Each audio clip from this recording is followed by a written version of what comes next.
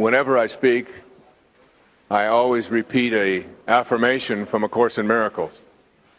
And this affirmation goes like this.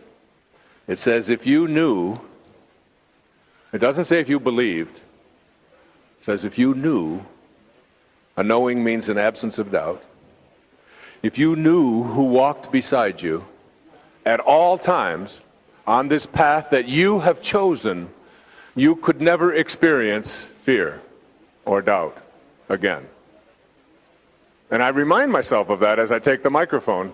And if I'm going to speak for a weekend or 20 minutes or anything in between, I always remind myself that I'm not alone, that I am connected to something that I am a part of.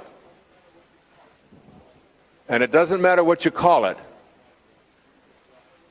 As Alan Watts said, you can't get wet from the word water. Whether you call it water or aqua or anything in between, Vaser.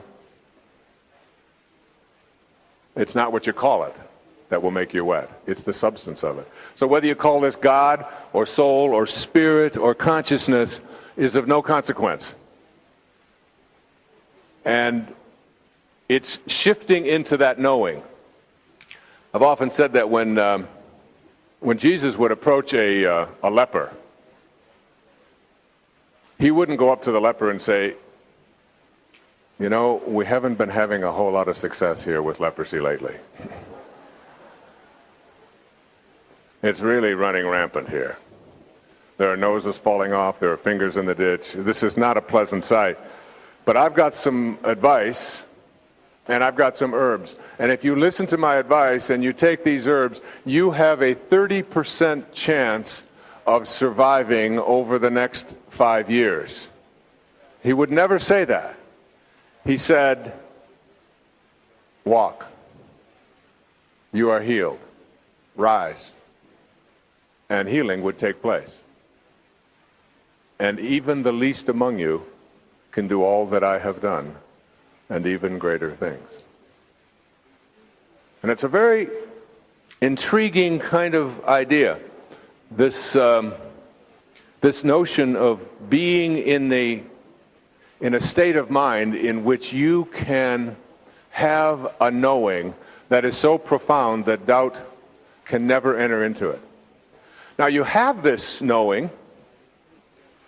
I remember when I first read the works of the Buddha, he said the first and most significant thing for any of us to know is to come to know something that cannot be destroyed by death.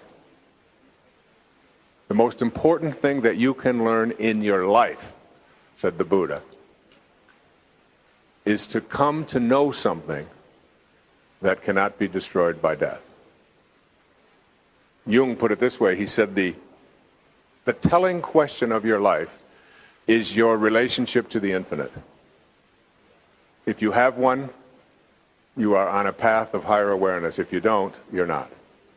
Do you have a sense of the infinite? When Lao Tzu was asked the question, what is real, Master? What is real? By his devotees and students. And Lao Tzu in the 6th century before Christ in China was considered to be God in a human form. He had that same ability, the gift of fish and loaves. He was the founder and the author of the Tao and Taoism, but he would perform miracles wherever he would go. Lights would come from him. He was considered to be one of those light beings 600 years before the birth of Christ.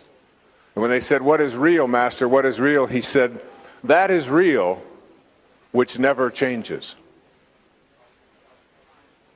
Now you look at yourself and you try to find and define something about yourself that meets that criteria, that meets that definition.